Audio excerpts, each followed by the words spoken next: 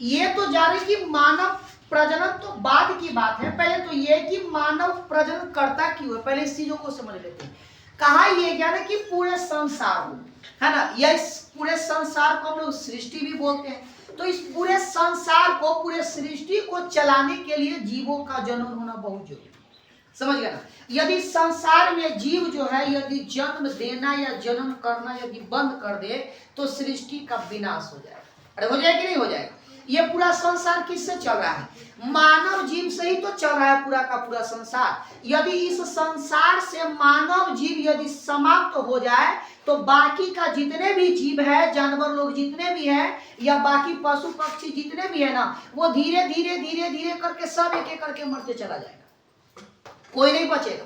तो संसार को चलाने के लिए मानव का होना जरूरी है, और केवल मानव का ही नहीं, संसार में प्रत्येक जीवों का होना अनिवार्य हो जाता है। ये मानव प्रजनन इसीलिए करते हैं। आया समझ में, पूरे संसार को चलाने के लिए मानव का प्रजनन होना जरूरी हो जाता है। मानव प्रजनन करना बंद कर दे तो संसार का विनाश एकदम निश्चित है। ये पॉइंट हो गया। दूसरा, अब समझ ये लेते कि जनन है क्या। ये तो समझ में है कि मानव जन्म करते क्यों है। दूसरा यह है कि किसी भी वंशज को उठा करके देख लीजिए, किसी भी वंश में ही यदि मान लेते परिवार को ही ले लेते, यदि किसी एक फैमिली में प्रजनन दर खत्म हो जाए, मतलब उस किसी भी एक घर में कोई भी संतान उत्पन्न नहीं हो रहा, होगा क्या, जो लोग होंगे वो धीरे धीरे एक निश्चित समय के अनुसार वो मर जाएंगे।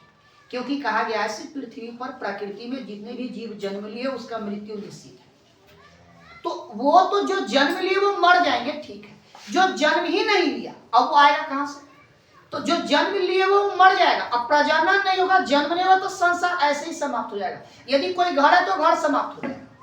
तो पूरे संसार को चलाने के लिए प्रजनन जरूरी हो जाता है। जनन क्या है तो कहा जाए जनन एक माध्यम है या जनन एक प्रक्रिया है, जिस प्रक्रिया के माध्यम से कोई भी जीव जो है ना वो अपने जैसे संतानों को उत्पन्न करता है। यही जनन या प्रजनन है। जैसे जानवरों में ले लेते हैं ना, जैसे गाय हो गए, भैंस हो गया, बकरी हो गया, मानव में मानव मादा हो गया। तो ये जितने भी जीव है जो जन्म देते हैं वो अपने जैसे ही संतानों को जन्म देते हैं। अब ऐसा नहीं कभी सुने हैं कि बकरी जो कुत्ते के बच्चा को जन्म दे दे, अरे कभी ऐसा होता है नहीं। बाई चांस ऐसा कभी कभी सुनने के लिए अपवाद में भले कहीं मिल जाता होगा तो मिल जाता होगा। जैसे वो बच्चा को हम सोशल मीडिया पर देखे हैं, उसका एगो पैर है या 3 गो हाथ है। अब बताइए, 2 गो ये हाथ तो है, ये है, एगो पैर ये हो गया और दूसरा पैर के जगह पर एगो हाथ है, समझिए। तो वो बाई चांस हार्मोन्स की गड़बड़ी की वजह से या कुछ ऐसे शारीरिक प्रॉब्लम हो जाते हैं जिसकी वजह से ये घटनाएं होते रहती हैं, वो अपवाद है, समझ गया ना। तो इसीलिए कहा गया प्रत्येक पृथ्वी पर जितने भी जीव है प्रत्येक जीवों में जनन आवश्यक हो जाता है। प्रत्येक जीवों में जनन आवश्यक हो जाता है। कोई भी जानवर, गाय के बच्चा कभी कुत्ते के बच्चे को जन्म नहीं दे सकते, कभी गधे को बच्चे को जन्म नहीं दे सकते।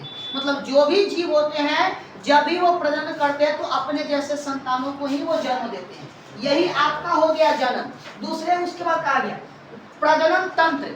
जनन या प्रजनन एक ही है। अभी प्रजनन तंत्र क्या होता है, कहा गया ना कई तंत्र मिल करके ना शिशु को जन्म देने का काम करता है। मतलब कहने का मतलब ये हुआ कि जो शिशु को जन्म दे रहे हैं, बच्चे को जन्म दे रहे हैं, तो बच्चे को जन्म देने में ना कई तंत्रों का सहयोग होता है, कई अंगों का सहयोग होता है।